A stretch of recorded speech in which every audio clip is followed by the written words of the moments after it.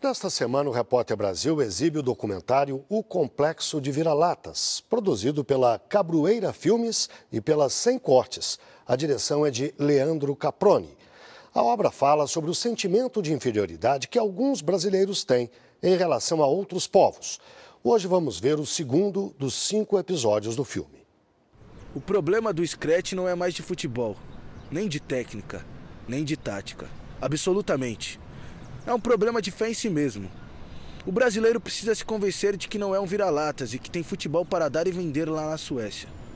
Uma vez que ele se convença disso, ponha-no para correr em um campo e ele precisará de 10 para segurar, como o chinês da anedota. Insisto. Para o Scratch, ser ou não ser vira-latas? Eis a questão. Eu acho o seguinte, que o Nelson Rodrigues foi otimista demais. Eu acho que o complexo de vira-latas, eu sou cronista esportivo e escrevo frequentemente sobre esse assunto. O complexo de vira-latas é uma coisa que volta a cada vez para nós.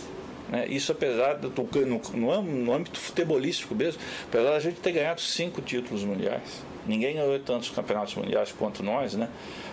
Mais se aproxima a Itália com 4 títulos, né? Mas mesmo assim, volta e meia, esse sentimento de inferioridade, ele aflora. E ele aflora de que forma? Sempre julgando que negativamente tudo que nós fazemos aqui e sempre olhando para os estrangeiros com os olhos de quem diz, não, eles é que são os grandes, eles é que estão fazendo a coisa certa. Se nós quisermos ser grandes também, nós temos que imitá-los. A única solução para nós é imitá-los. Você sente muito isso hoje ainda, independente de tudo, né? Quando você tem uma organização de Copa do Mundo, a reação geral, a reação de pessoas que são lúcidas e tal, é assim de uma catástrofe. Não é de uma catástrofe. Não sei se vai acontecer essa catástrofe. Pode ser que aconteça até. Né? Não estou dizendo que não vai acontecer. Mas, desde o primeiro momento, você diz, isso só pode dar besteira, só pode dar tudo errado, só pode dar enroubo, etc. Né? Prejuízo para a nação, etc. Né? Existe muito esse culto, né? Quase um culto da derrota, da imperfeição. Enquanto o que você faz na Alemanha é uma maravilha. Né? Quer dizer, eu vejo citações a toda hora sobre os Estados Unidos. Né? Os Estados Unidos isso, nos Estados Unidos aquilo, é o país da moda agora. Né?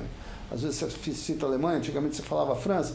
Bom, tudo bem, certamente são culturas, países que têm muitas virtudes, mas também têm problemas. Então eu acho que existe sim, isso, eu partilho assim, dessa ideia de que existe uma coisa muito localizada, existe essa coisa muito localizada na classe média.